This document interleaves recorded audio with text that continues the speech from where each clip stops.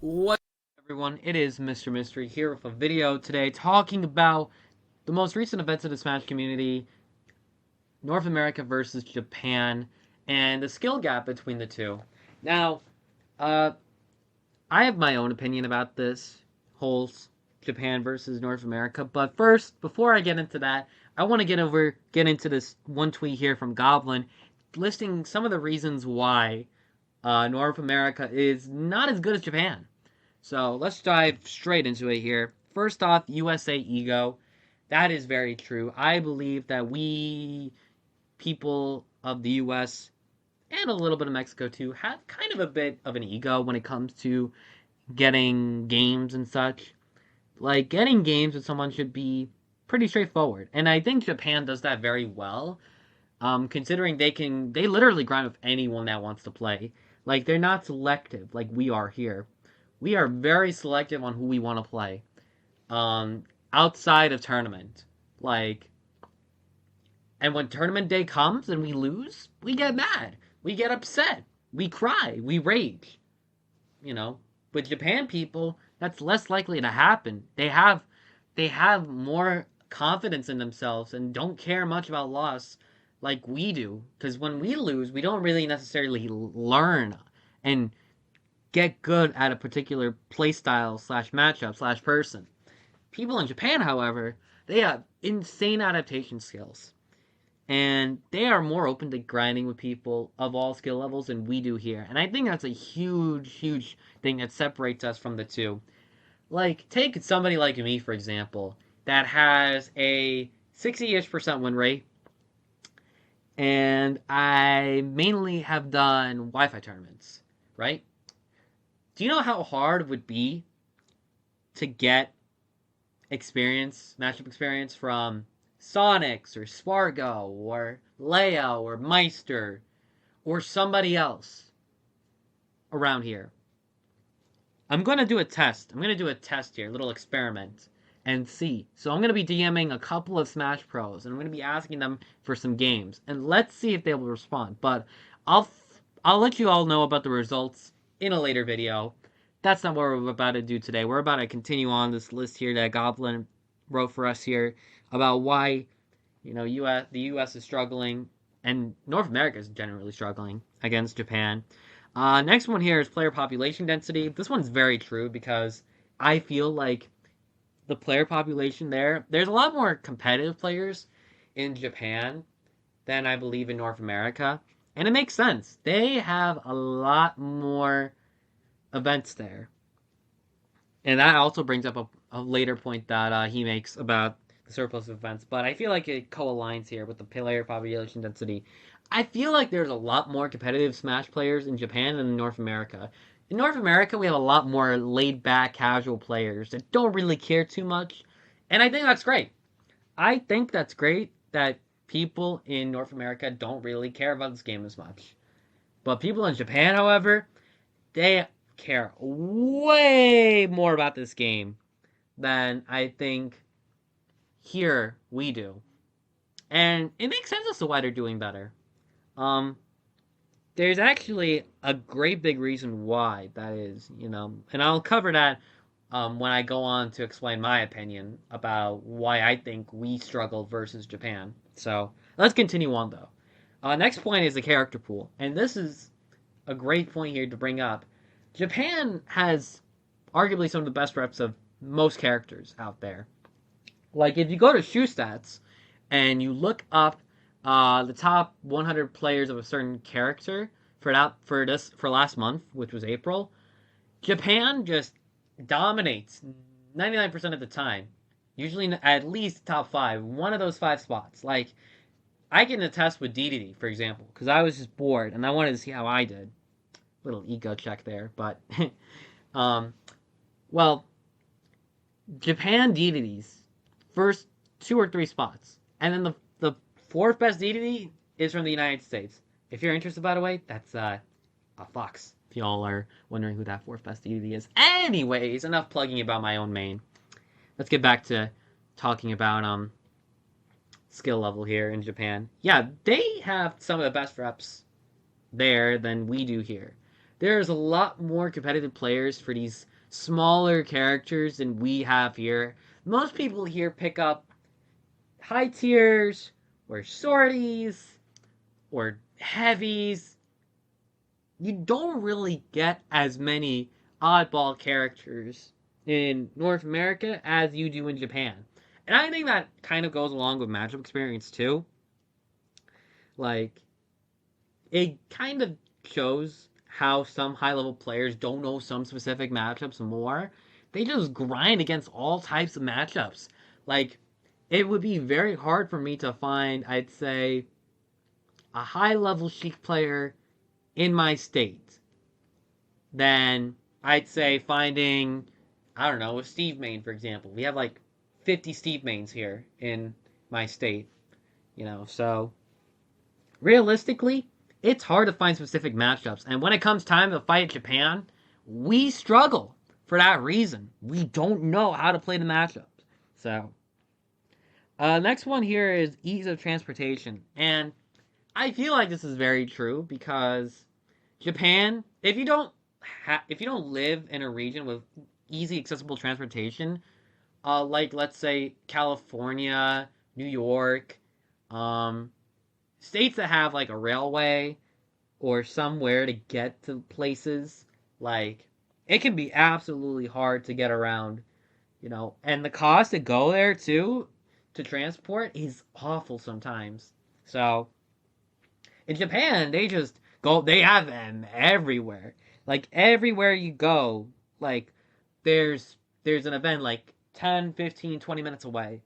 Like it's nuts, I tell you, how many events there are in Japan and how easy it is because they have their own railway system too, and it's just easier to get there than just carpools or just going by car, which that's how many people go to locals. Many people go to locals through cars.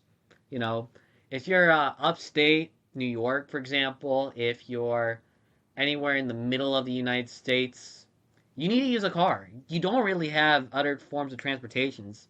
Yeah, you have buses. Some states have buses, but like, come on, they're not going to always stop there. You're going to have to walk like at least another 20, 30 minutes. So that's why it's just easier to compete in Japan than I'd say in North America at times. Unless you have all that money to go from place to place. It's just, yeah. Next point here is the price of events. And I have to heavily agree there with pricing of events. It can be absolutely brutal to spend $10 to $20 per local to not even potentially a payout. It hurts, because money doesn't grow on trees. And if you don't have consistent form of money just, passively there, and you don't make payout consistently that goes above the bracket fee plus the pool, like, you don't make any profit, and you can't live off of it, you know. It's crazy how a lot of these Smash Pros in North America can live off really nicely, you know, off of the income they make off of Smash, so, and then pay all that amount back too. Like, that's just absolutely true. But next point here is surplus of events, and yeah, Japan is big. Well, not that big of a country, compared to others, but still, they have a lot of tournaments. Everywhere you go, there's a tournament. There's always something going on in Japan. Like if you look at the Lumi ranks that tell you what events are happening every week and ish, usually there's a Japan one that's somewhat stacked or popular. So they have so many of these events all the time, and most players are easily able to come out because of how small the region is, but the amazing, incredible amount of players that are there. Like that's why Japan is just easy, just has players that are more better able to like go to events rather than just stick to like online. So the next point here is passion, and I believe a lot of Smash players here in North America suffer from that a lot. Like, I feel like these newer Smash players that are pros don't really have the same enjoyment nor have the same dedication to the game as Japan does. Like I said, Japan players are built different. They wake up, eat, sleep, and have everything in their lives have to do with Smash. Like literally, they just dedicate all of their time to Smash, and it's nuts, I tell you.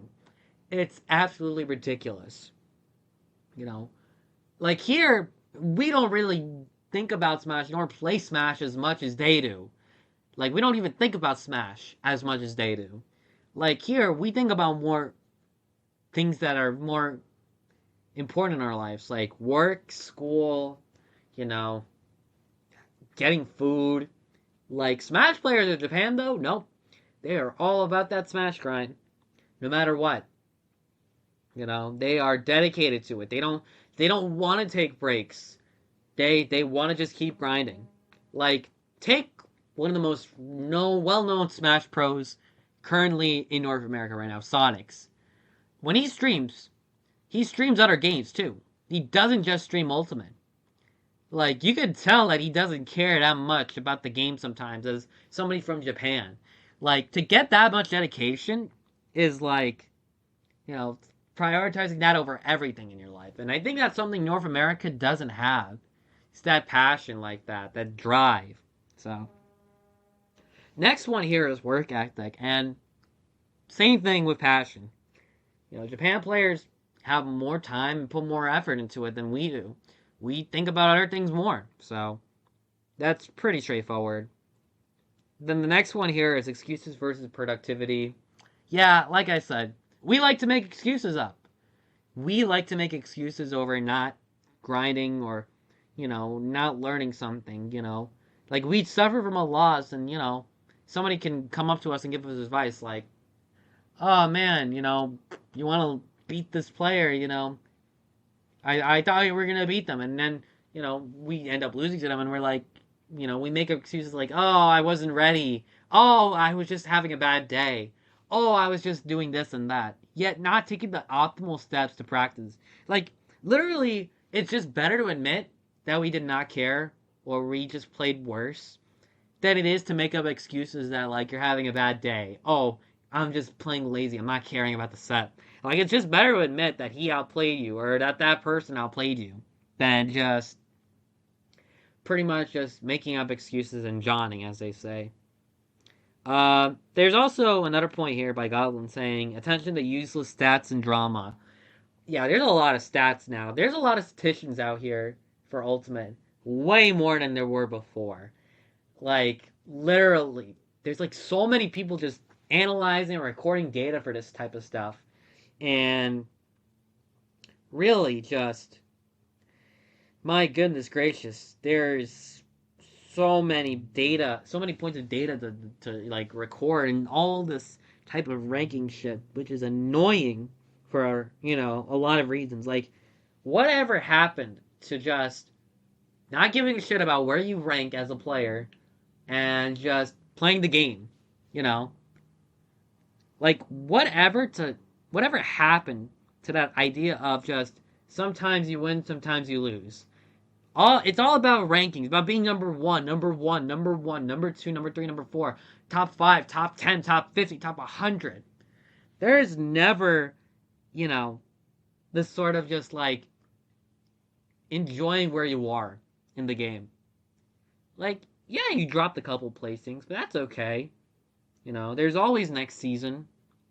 You know, you don't even have to have the best results, you know, to not be number one. Like, you know, it's really just accepting how well you did when you competed in a particular season. So,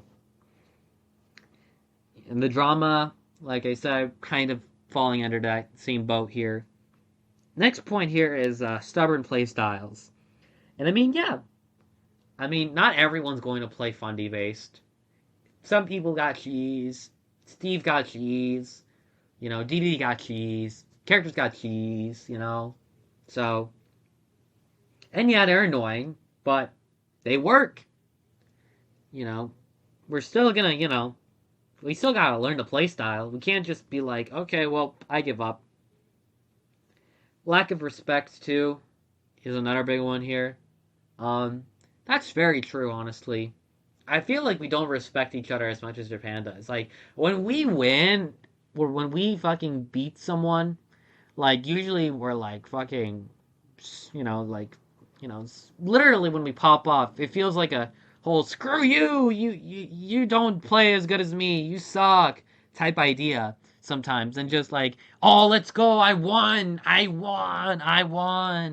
you know, and that in itself is something that like Japan does not do at all. Japan, everyone shakes their hand, everyone gives them a respectable fist bump, whatever happens to them, win or lose. Like here though, we don't really do that. We are very egotistical how we feel about how we win or lose. So next one here is boredom. Uh, Boredom is very true. Again, passion. We get bored of the game very easily.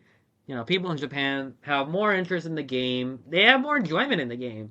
And again, the ego just is a big reason why we don't enjoy it as much. You know, Poor mental, second to last point here. And I mean, like I said, we think too much about the game. We don't play the game. We just think about how we do and our own results instead of just enjoying it or learning. Like, we don't really take advantage of the game like they do. And then finally here, disrespecting pop-offs, which I can sort of kind of disagree upon because really a pop off is a pop off. Like, yeah, it's gonna hurt if somebody pops off over you after a reverse 3-0 game 5, but like, still, it's just a pop off, man. Yeah, if they swear and shit, it's annoying and concerning, but like, it's not necessarily, it's kind of like the lack of respect here, but like, in a way, it's not as impactful as other things mentioned here on this list. But yeah, that's pretty much the list here. Um, this next video that I'm going to be doing, I'm going to be responding, or I'm going to be seeing if any of these high-level Smash players respond to my DMs about asking for games in North America. Um, and that'll, like, pretty much solidify whether or not these high-level Smash players have an ego or not, and how hard it is to get good practice from anyone, regardless of skill level. So, stay tuned for the next video where I will be discussing the results on who would want to play games with me. Sort of okay-ish player with a 60% win rate. So, look forward to that video coming out. And yeah, thanks for watching. Catch you all in the next one. Peace.